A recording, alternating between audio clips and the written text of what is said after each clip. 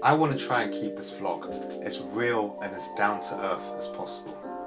I know a topic that a lot of people think and worry about is money. Let me explain. All that you need to save money is a small loan of £1 million from your parents. That's all you need to get you started. So, I hope that you enjoyed today's vlog, and if you found it helpful, please leave a comment in the description, like and share it. And it's not been easy for me. It has not been easy for me. And you know, I started off in Brooklyn. My father gave me a small loan of $1 million. On a serious note, I want to take some time to share with you some saving tips that I've learned and that have helped me, and hopefully they might help you too. If you think you already know how to save money well, and you know what you're doing, still carry on watching. And if you like what I'm talking about and you agree with me, you think this is good advice, feel free to share it with anyone you know and someone who you think it might help. Why save money? Two reasons I'm going to go into in this video, and the first one is to achieve your goals, and the second one is because life is unpredictable. I'm going to start this video with two presumptions, and they are that you have some kind of income and that income exceeds your mandatory expenses. Let's look a bit closer at that word mandatory. And by mandatory, I mean things you have no choice but to spend money on.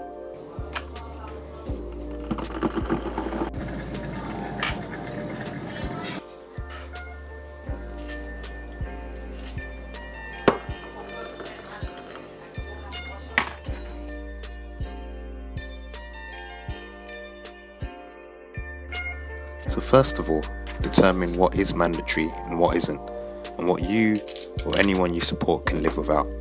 Depending on your personal circumstances, you might be surprised that the cost of living is more or less than you thought it would be. By mandatory, I mean things that you can't live without spending money on. So that's rent, basic food and groceries, travel expenses to work or school, household bills, etc. Things like gym subscriptions and TV subscriptions are not mandatory. In order to save money, you need to put it away in a separate location on a regular basis. I suggest monthly. I suggest having a savings account if you don't have one already. Your income is whatever money you get on a regular basis, no matter where it's from. As long as you're not borrowing the money, it's income. No matter how little it might be, put something in that account at the beginning of every month. Think about how long you could make ends meet if you lost your job this week. If the answer to that question scares you, I challenge you to do something about it. First of all, add up your mandatory expenses, then subtract it from your income.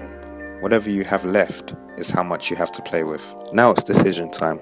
How much of the remaining cash do you want to save on a monthly basis, or how much do you want to spend on leisure? Think about the things you spend your money on that you don't really need and could live without. For every leisure expense, ask yourself, what's the purpose? Would I still be happy without this? If you think that you're saving enough money and you'd rather spend more on yourself, feel free to save less and spend more, within reason.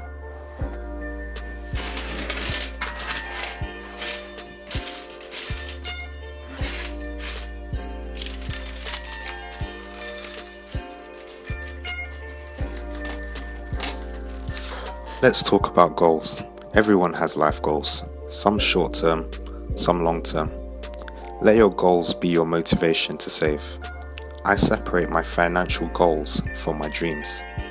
My goals are the things that I could realistically afford to do in future, if I keep doing what I'm doing now.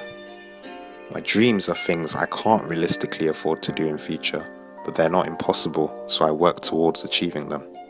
We're going to focus on goals though.